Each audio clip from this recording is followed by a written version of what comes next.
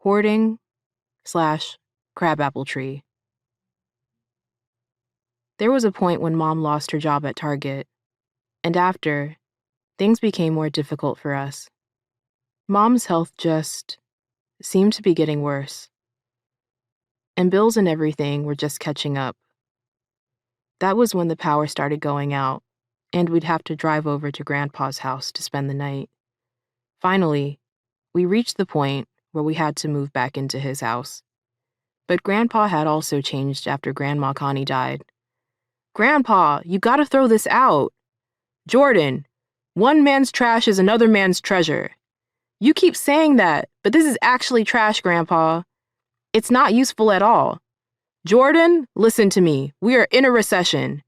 You keep going on about a freaking recession. Furniture has nothing to do with that." We listened on as Grandpa tried to convince us otherwise, that his collecting hadn't ticked up into a type of hoarding.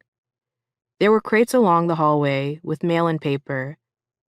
Grandpa's preferred item of choice was furniture he'd collect on the sides of the road.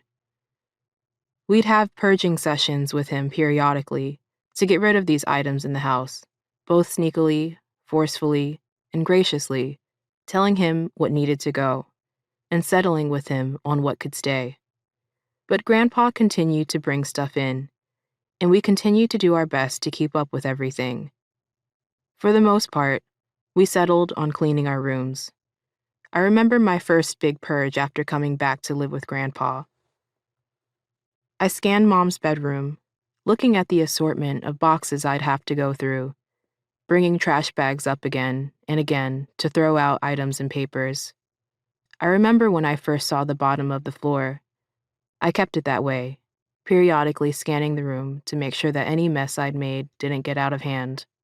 Jordan and Jeremy cleaned out their room too, but they took the shortcut by throwing large items into the library next door, making it impossible to get back in. It became the junk room. Jordan. When we were in the garage once, there was a mouse in Grandpa's newspapers, and the mouse ran out of the garage. Me and Grandpa both looked at it as it went out. Grandpa had possums in the trash too. There would be birds, raccoons, worms in the crabapple tree. The house was falling apart. Mom.